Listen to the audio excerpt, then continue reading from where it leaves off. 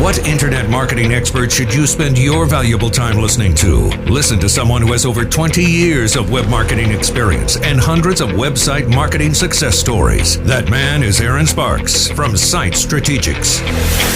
And this is Edge of the Web Radio. All right, hey, an article from Kuzai by Laura Phillips. We come across Kuzai every once in a while. They've got a great blog out there, but we hadn't really talked about advertising on social media for a while. Yeah, it's been a while. And we do operate in there on a regular basis. Obviously, we manage Google ads inside ad search, but we also manage Facebook ads and Twitter ads. And we wanted to talk a little bit about what all this means, because what we're dealing with here is that there may be some great easy wins for you and your organization just by exercising a few of those particulars and raising the value of your brand inside social to some customers that want to talk to you right there. You need to go talk to them and where they're communicating.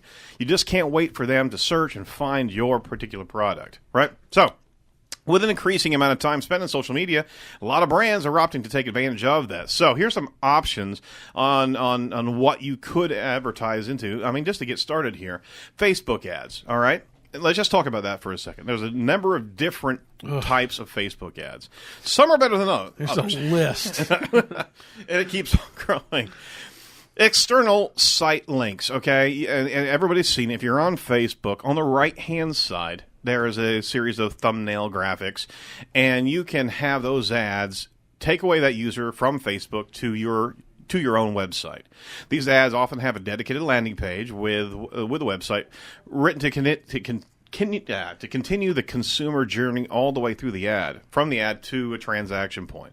These are landing pages. We highly recommend a landing page as opposed to a home page, because what you're doing is really you can tie this ad into, with numerous types of images, to a particular type of message, a very strong message, but you can also tie it to causes and different demographics that Facebook collect from its users, like age, location, gender, and interest. So you can narrow down the impressions and serve the ads only to those who have a very, very, at least a potential interest in what you're selling or what you're trying to promote.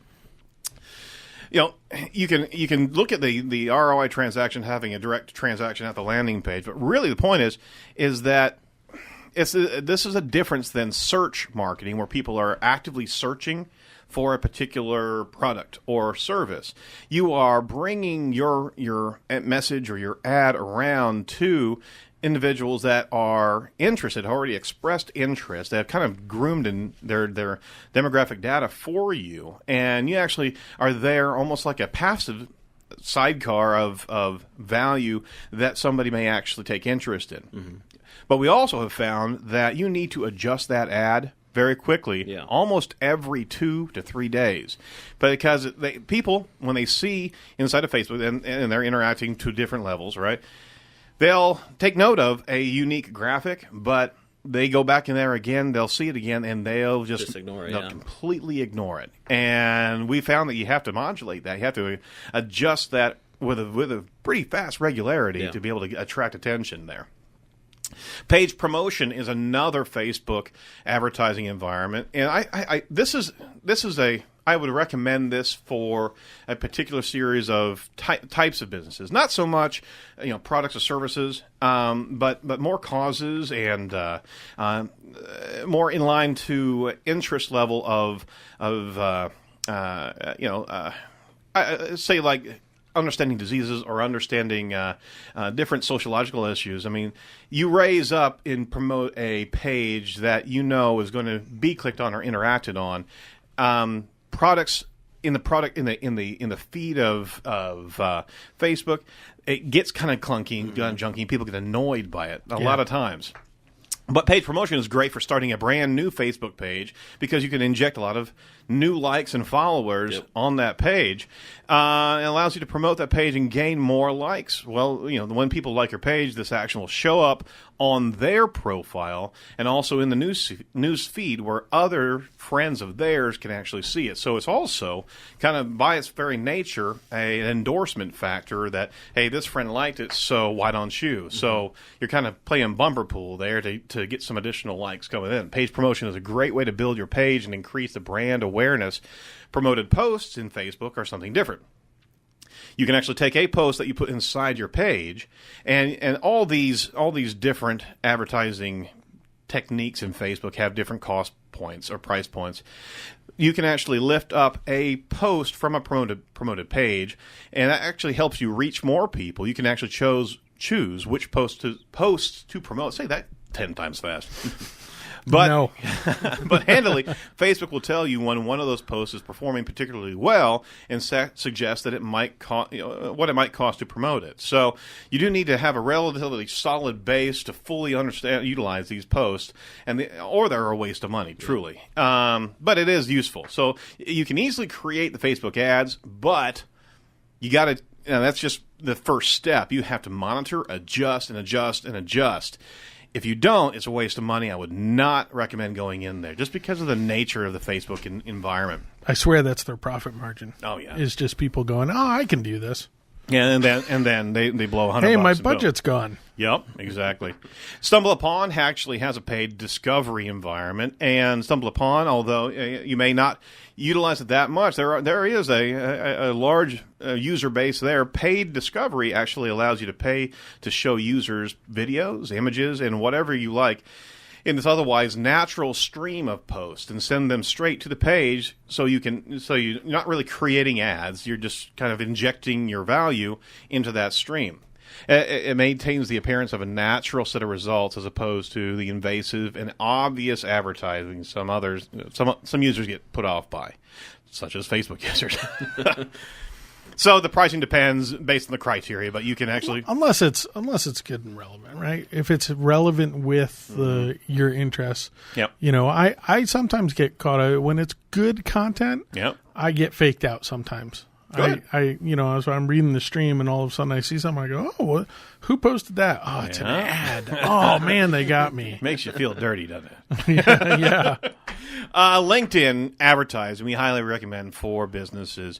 The ads run similar to AdWords and include an image. They also run on main pages such as the home page, profile pages, groups, and inboxes. So, it's pretty sharp, actually. Ads can be targeted in a variety of ways, reducing wasted clicks and making sure your ads can be seen by the right people. For example, you can target by job title, like patent attorney or senior laboratory technician or registered nurse. Perfect for directing a useful piece of content to them. Job functions such as sales or engineering or marketing, right? Industry, banking, biotechnology, all of these type of industries you already are categorizing yourself with inside of the LinkedIn demographic data. And LinkedIn is providing that to be able to advertise into. You can do geography, company size, company name. You can even advertise specifically to a company name. So, bam, there it is. And if you want to get as granular as possible, I want to do business with these people from GE. Yep. So I'm going to advertise to GE. It's that granular. Seniority, vice president or owners, gender, age, and different types of groups. So you have a lot to actually choose from. And it's a well-cultivated network inside of LinkedIn. There's a huge level of new adoption that's happening inside of LinkedIn.